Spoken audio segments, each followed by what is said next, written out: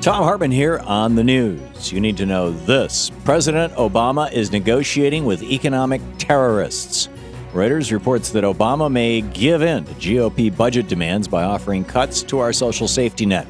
In calls with lawmakers over the weekend, Obama said he will cut programs like Social Security, Medicare, and Medicaid in exchange for so-called compromise to replace the sequester as long as Republicans agree to more tax increases. That is not a compromise. The Republicans have held our economy hostage and pushed their austerity measures so they could force Obama's hand in the budget debate.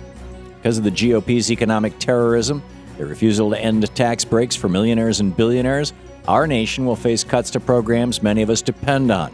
A new report from Alternet outlines several of the most devastating cuts we now face, like a $119 million cut to public housing, a $633 million cut to special education programs, and nearly a $1 billion cut to FEMA disaster relief.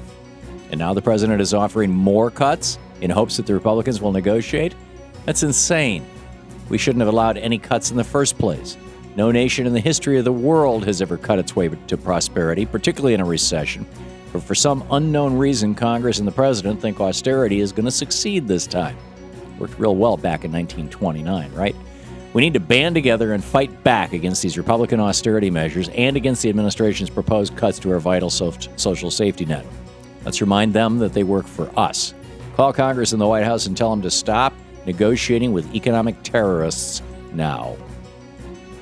In Screwed News, if you take a look at the stock market, you'd think we have a strong economic recovery in our country.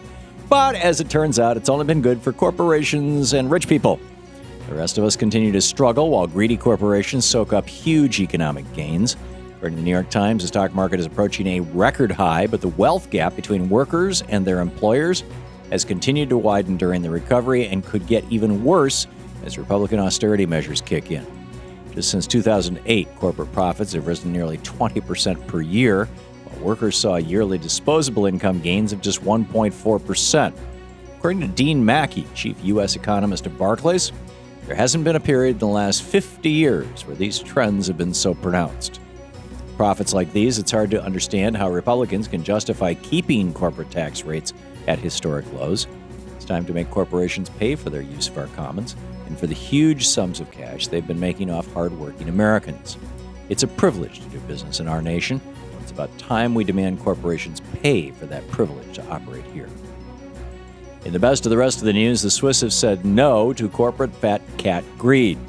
Voters in that nation recently approved a measure which gives shareholders veto power over executive salaries, compensation packages, and huge bonuses. The so-called Fat Cat Initiative will be written into the Swiss Constitution, and all companies listed on the Swiss Stock Exchange will be required to comply.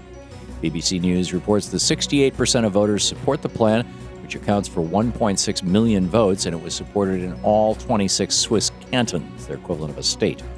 One of the referendum's organizers, Bridget Mosier-Harder, said the plan got broad support because of the growing income gap in that nation.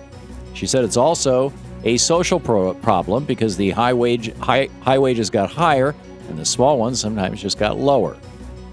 A similar measure was recently approved in the European Union, which will cap banksters' bonuses throughout the EU. We should take a cue from Switzerland and the EU and take on the billionaires in our country as well. We start by making it illegal to hoard huge sums of cash. Let's outlaw billionaires. Join the movement at nobillionaires.com.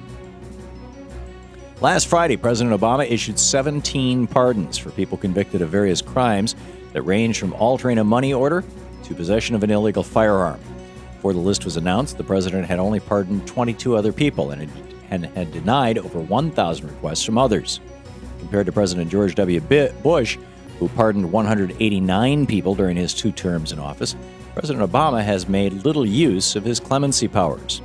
According to the Associated Press, the White House has not offered any explanation about the reasons these particular people were selected by the president, or supplied any details as to why other pardon requests were denied.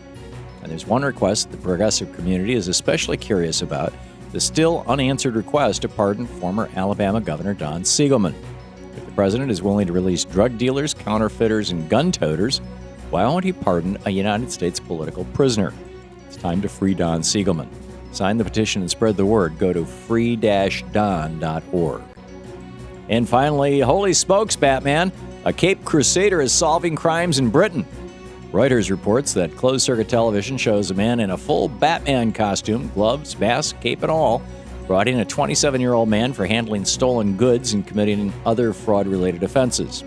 But Batman didn't stick around to receive any praise from the police. A spokeswoman for the West Warwickshire Police said the person who brought the wanted man into the station was dressed in a full Batman outfit. His identity, however, remains unknown. There's no report of how Batman managed to capture the criminal, but his crime-fighting skills did lead to the arrest.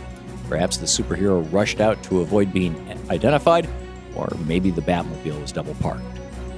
And that's the way it is today, Monday, March 4th, 2013. I'm Thom Hartmann on the news.